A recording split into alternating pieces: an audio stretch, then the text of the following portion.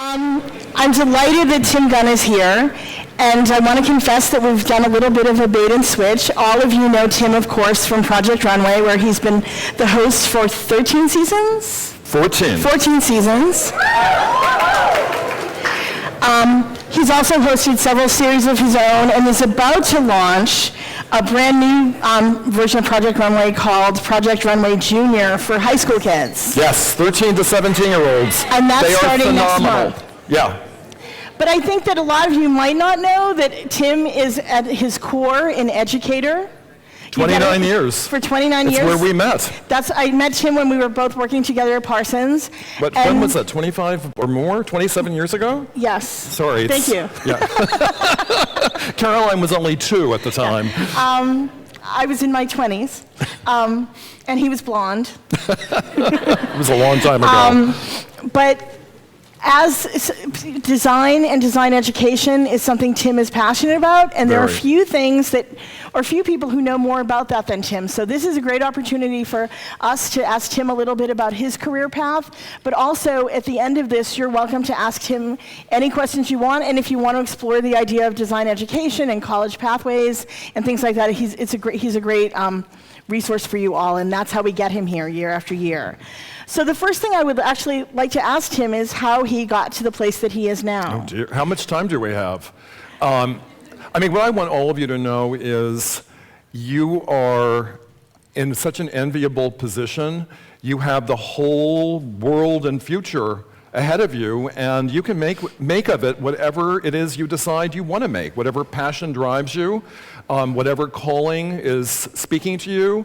And speaking for myself, I was an avid, voracious, rather insatiable student. I have had, as a young person and still today, a tremendous curiosity about everything and about the world. And it's certainly what drove me. When I was very little, I was a huge fan of Legos, and you couldn't pry me away from them. I was building things, deconstructing things, and I go back to the olden days when there wasn't a prescription on the cover of the box. It was just an anonymous box of bricks. And I became very passionate about architecture, and that was my goal. I was going to be an architect. And I studied architecture for 1 semester only, and I'm Jurassic, so it goes back to the days well before computers were even in someone's imagination. I go back to the abacus. And the experience of studying architecture at that time was, for me, excruciating. It was a time when you had to drop India ink into a stylus and pull it along a straight edge in order to make any sort of presentation drawing, and you could work on a drawing for hours, if not days, and if that ink bled, you had to start all over again. And I thought, this is a quick route to a nervous breakdown. I left architecture, I studied English literature, and actually received a degree in that. But I was still trying to find myself. I thought, do I want to be a writer? I was always very creative. And what direction would it take? Well, we'll make this shorter. I ended up studying fine arts for another 4 years. I am very lucky to have had supportive parents who were willing to fund a second undergraduate degree. And it was during that time when I discovered sculpture. And I ended up being a sculptor who works with paper and illustration board, and I made work that was very architectural in reference, but stepped away from that. I built architectural models for 3 firms in Washington, D.C. For close to 4 years, and that's how I put food on the table, and then I was invited to teach. And I never dreamed that I would end up being a career educator, but that's exactly what happened to me. 29 years as a teacher, and during many of those years I was also an administrator. I came to New York to work at Parsons School of Design in 1983, and it was a few years after that when I met Caroline. And I was associate dean later in my career at Parsons, and in that capacity, I was a kind of Mr. Fix-It. I went into places that needed fixing. And in 1999-2000, our fashion design department was in a state of crisis. And I was sent in ostensibly for a year to offer up a diagnosis of what was wrong, and it was largely curricular, though it was also part of the whole culture of the department, and then a prescription for, as I say, how to make it work. And it was there that it was in my role, well, I wasn't there for a year. I ended up spending the last 7.5 years at Parsons as chair of the Department of Fashion Design. And it was there that the Project Runway producers found me, and they were looking for a consultant. My role on the show didn't exist. In fact, it happened at the very last minute.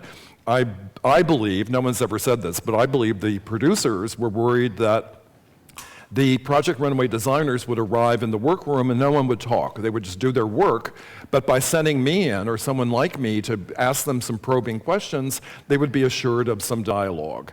And I never dreamed there'd be a season 2 of the show, let alone a season 14.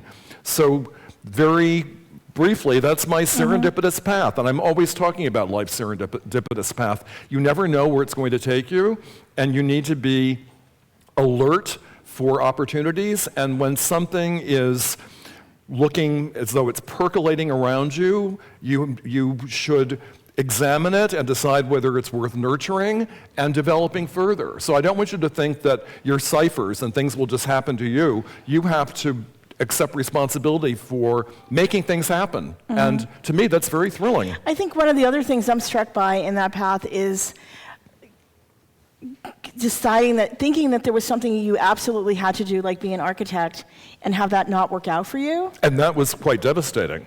So could you talk a little bit about how one, takes, but you then took those skills and brought them somewhere else? Oh, absolutely. I mean, my mother hated this expression when she was still around, but I use it with some frequency, and that is, things happen for a reason.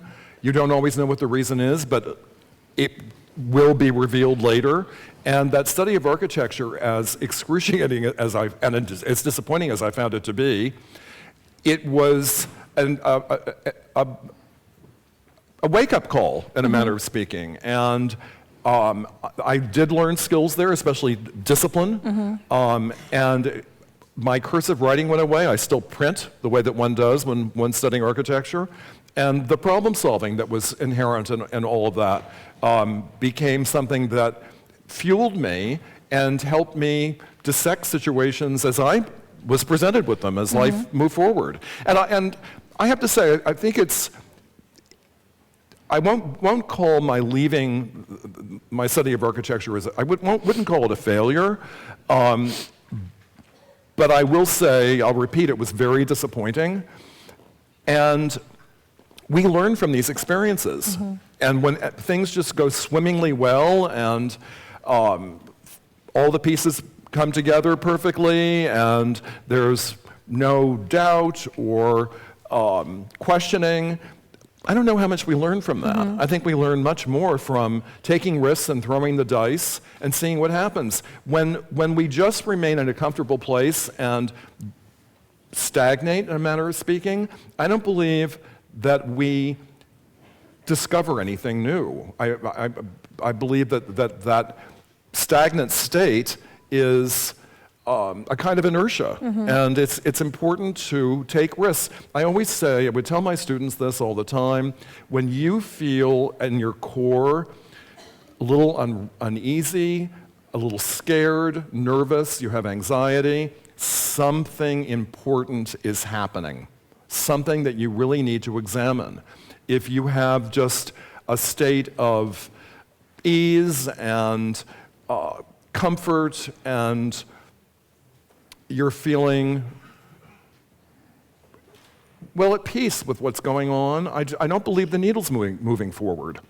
I will say you reach a time in your life when you want that to be the case, but when you're young and you're growing and developing, it's important to throw the dice. And I encourage you all to do that. And as a teacher, what kinds of things would you want? Obviously, you want a student to leave your class with skills, but are there, in sort of in terms of the subject matter, but are there things in terms of their life skills that you wanted to make sure somebody would leave a class with?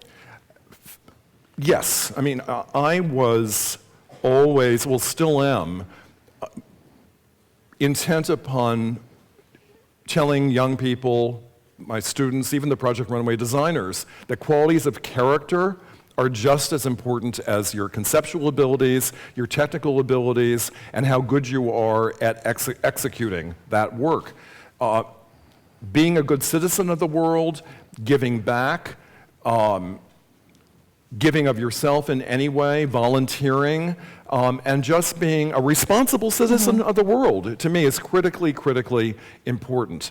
And I would say to my students, my expectations of you are in fact great, and at the bare minimum, I expect you to show up and I expect you to shine. Actually, by the end of the semester, I would say just show up. I don't care if you're not shining anymore. Just show up. So, be a good citizen of the world. And I have to say, in my study of art and design, when I was a student, it taught me so many things that that became critically important to how I navigate the world. Whatever I produce, I believe, must be excellent. It requires a great deal of self-discipline and self-critical analytical abilities to be able to ask myself, is this good enough? Is it good enough to leave my hands and go out in the world? It taught me how to ask questions. It taught me how to listen. I have to say, I find that today there's a terrible erosion in listening. And it's so important that we hear, that we synthesize and process, especially before we speak or make any kinds of judgments. Some of the things that we think are most basic to our existence are some of the things that are matters that we're not very good at. So some basic things like listening. When speaking, I feel it's so important to have a good level of empathy, and by that I mean, ask yourself, especially when you're delivering something that's criticism, which I do all the time, ask yourself, how would I feel if these words and the intonation with which they're being presented, how would I feel if they were presented to me? And I do this all the time, and very frequently I recalibrate my thinking because I know it will be, that to amend it will result in something that's more positive. Right, and all of that's the design process we talk about all the time, right? Yes. Thinking about that user, being empathetic about what they need. It's critical. And then thinking about the way you present that work. Absolutely. I know we have people batting down. We want some questions, but I have one or two more questions Sure. I'd love to ask. And I know we have a lot of Project Runway fans here. Good. Yeah, do we? Yes. Thank you. And I wonder if you can talk a little bit about how teaching prepared you for mentoring the Runway folks and the difference between them. Well, I'd like to think that it prepared me, and it did in certain ways. As a teacher, to be perfectly blunt, I could tell my students what to do and what not to do. I could say, I forbid you to use this particular textile. It's something that you're so used to using. I want you to take risks. I want you to take chances. This is your safety zone. Get away from it. And I would have students over the course of 15 weeks. So if something needed to be reworked, needed new sources or new resources, we had time to work with that. On Project Runway, there is no time. I mean, to be perfectly blunt, when we said that the designers have one day for a challenge, it's 10 hours. It's 10 hours to conceptualize, to shop, to return to the workroom, and to drape and draft, cut, sew, fit the model, style the model, and prep for the runway. It's 10 hours. So I need to be a blunt instrument. And I don't believe in telling the designers or talking to the designers about things that they can't change. We're not going back to mood. So if this textile isn't working out for this particular design, I'll ask the designer whether the whole concept should be reconceived. But I'm there as in my mentor role, I'm there as a cheerleader, I'm there as a truth teller, I'm there as a champion, and I'm there to help support them so that they're able to achieve the highest level of work possible. That's all that I want. I want them to be delivering their best work under the circumstances, of course. And my minimum expectation is that they are 1,000% committed to it and are working their little butts off, which was the reason for my explosion last week. Someone was very lazy and had been the entire season. And I would say, as a fan of the show, I want them to listen to you, because it seems that the moment they don't, they're like off. Like that's when they go off the rails. Well, I'd say to the designers with a good deal of frequency, look, it's not my work. I don't own responsibility for it on the runway. You need to. So we're having this dialogue. I'm giving you feedback and advice, or I'm giving you feedback. And what you choose to do with it is totally up to you. But I do want you to listen and to process, to synthesize. And then it's completely up to you. And since season 8, I've been saying, who knows what the judges are going to say? The designers don't, and I certainly don't. One last question. We have a lot of students here who are very interested in going to design school and Fabulous. are thinking about it very seriously. What kind of advice would you give to someone we've got some people in the front row who are absolutely excited about it. Good. What kind of advice would you give them if this is something they're thinking about? Well, I would say do your due diligence, do your investigation and research, visit schools, any school you're considering. I want to say this, and I'm speaking for someone who was at Parsons for a quarter of a century. A school's only as good as it suits your needs. So forget about what your friend says, what the perceived reputation of the school is. It really is only as good as it serves your needs. And needs evolve, and I know students transfer. It's not something that's permanent, and I don't want to place in your heads that this is going to be like my experience, one semester and you're out. I don't say that at all, as much as your needs may change, they may evolve. But the opportunity of working with people who are as good as you are and who will help push you, motivate you, challenge you, is really an extraordinary thing.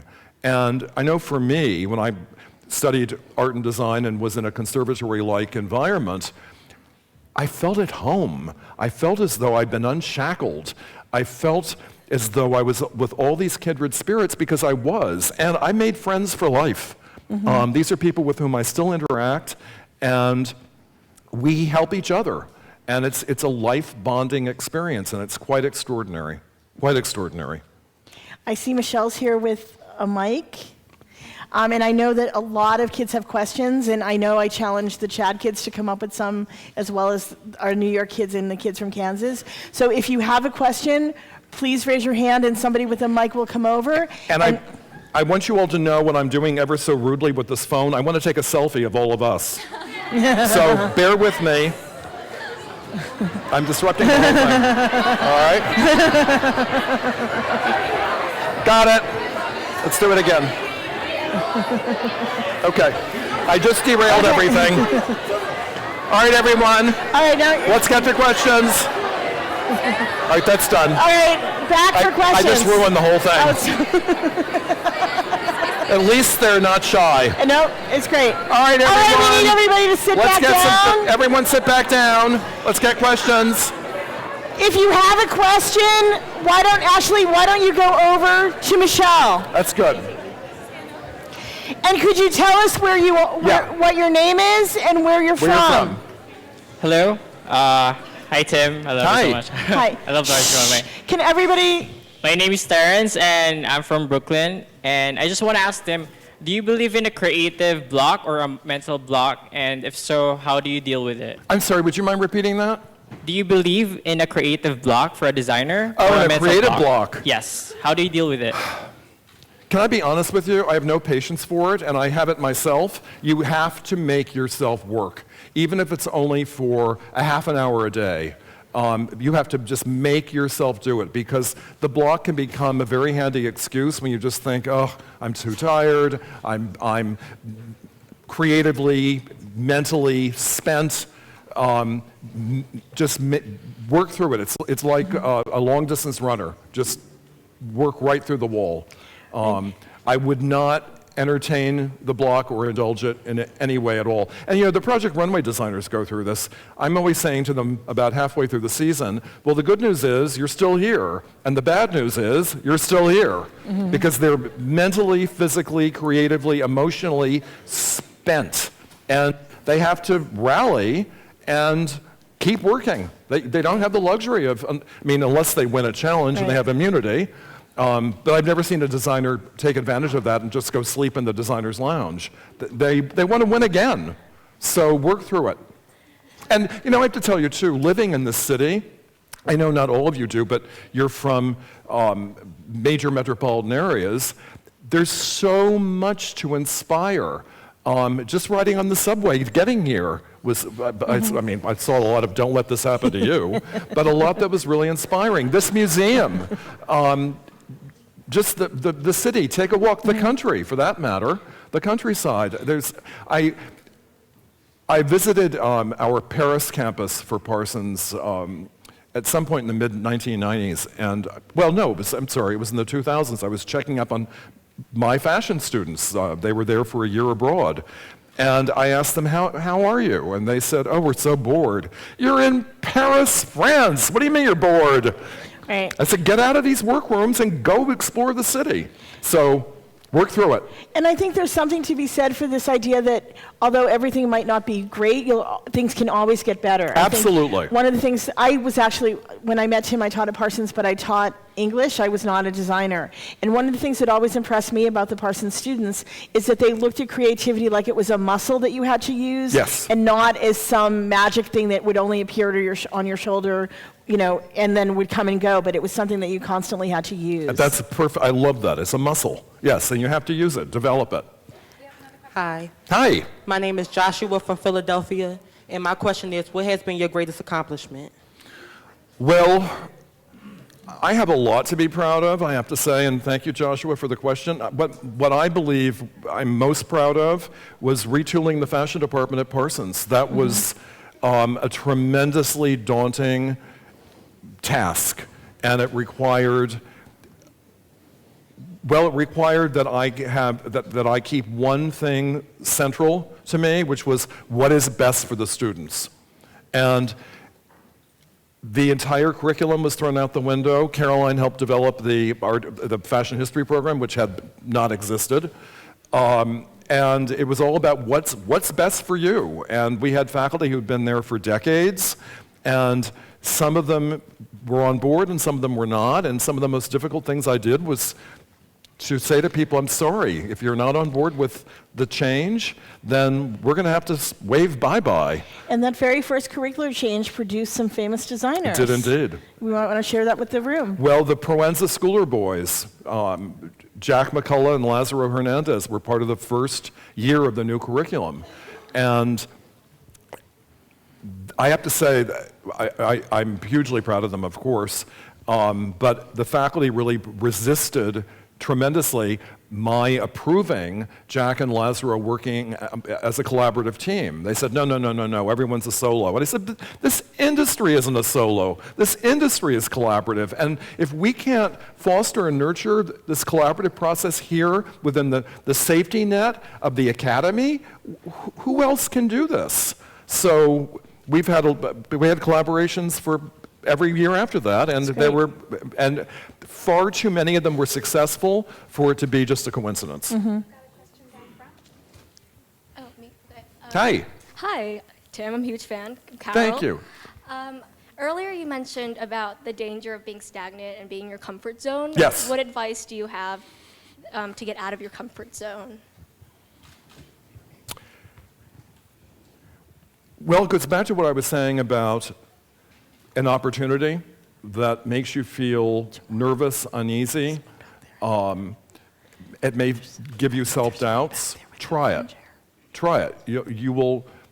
It may mean that if it's a bad experience, you'll retreat, and you can go back into your comfort zone, but you will be richer and broader as a person, as an individual from that experience. So look for those opportunities. I mean, help create them. It may be an internship. It may be a course that you aren't easy about taking. It may be just a friendship with someone who is a person the likes of which you've never interacted. But go beyond that. The comfort zone it's fine when you need a little safe haven, but it can't be where you live. And I'm speaking for someone who's infinitely older than all of you, and I still make myself do it. I make myself. We have a question over there, and then we have one over here. Hi. Yeah, my name is David Bermudez. Hi, David. I had a question for. David, where are you from? I'm from the High School of Art and Design, and I'm good. from the Bronx. I wanted to ask you, what do you recommend for a student who has an extreme drive and a passion for what they want to do, but struggles with the idea of they might not be able to get into a certain school, or might not be able to study something because of the circumstances that they face, such as financial, academic? What do you recommend? Advice. Well, I'll say from the onset, you're very lucky to have a passion and a drive and an ambition. That's something that's very laudable. And when we have a passion and a drive, it will find an outlet. It will find a way to work. About schools, I will say this. Any school that exists has resources for the students to take advantage of. And I would say this to my own students at Parsons. I am bringing about 35 to 40% of this learning experience into this classroom. And they'd look at I would say this the first day, they'd look at each other with shock. What do you mean? I said, I am not the answer man. I'm not going to stand here and just lecture at you for hours. You are responsible for bringing 70 to 75% of the experience into this classroom yourselves. When students would ask me a question, even when I knew the answer, my response would be, okay, everyone research this for next week. I want to hear what your responses are, and I want you to have an answer that you think no one else will have, because it made them dive deeply. So I believe any school can contribute to your moving forward. And I have to say, too, most colleges and design schools, universities, have very generous financial aid for students who have need. So don't think I won't get in or I can't afford it. Just talk to admissions offices and do what your heart and your mind tell you to do. Don't self-doubt and don't think I can't. Try it. Does that help? Okay, good. Good question. I'm sure it's shared by a lot of people. Hello. Is this Hi. Hi. My name is Asia, and I'm from Philadelphia, and I go to Chad. Excellent. My question is, what is your opinion on working on more than one idea? Like, I'm not a fashion designer, and I'm more of an illustrator. And in that world, it's common to work on more than one idea, but is it different in the fashion world? Oh, good heavens, no. I mean, in the fashion world, there usually are 3 or 4 seasons that are being worked on at the same time. I mean, gone are the days when a designer and their team would work on a collection and present the collection at Fashion Week on a runway and then go off to the south of France on vacation for 2 weeks. It doesn't happen anymore. You show a collection, turn on a dime, and you're halfway through the next season's collection. So that multitasking and that ability to keep different compartments of the brain active and interacting is critical in all the design fields. I mean, you're constantly multitasking, and I'll repeat what I said earlier, it's a big collaboration. No one does this alone. In design, you're not a solo. You're working with a lot of different people, and there are so many different prongs to the process, and that's what I think makes it so exciting. And it's such potent problem solving. I find that problem solving actually helps me with my life. It goes well beyond what happens in the design studio. So I wish you much, much, much luck. And we need good illustrators. Thank you. We're going to have to wrap this up. That was the last question. But before everybody goes, because I know this will be an audience super interested in Project Runway Junior. When does that start? Project Runway Junior premieres November 12th. And Tim had mentioned there's already a second season, so I'm guessing these designers in the room should look at the website for opportunities. Oh, I'd love you to. In the future. Yes, mylifetime.com. It's too soon for anything to be posted about the next season. But just keep looking, because I'm sure. But do watch. I mean, I have to tell you, I thought, oh, we have 13-year-olds and we have 17-year-olds. This is such an unfair. The 17-year-olds have such an unfair advantage. You won't believe it. The age differential just evaporates, and they're each designers on their own feet, and the level of the work is, well, it's phenomenal. It's phenomenal. So I have to say, owing to my interaction with you and with the teen design fair process and what I've experienced in many past years, and now my experience with Project Runway Junior, thanks to all of you, the future couldn't look brighter to me. So congratulations, everyone. Thank you. Congratulations.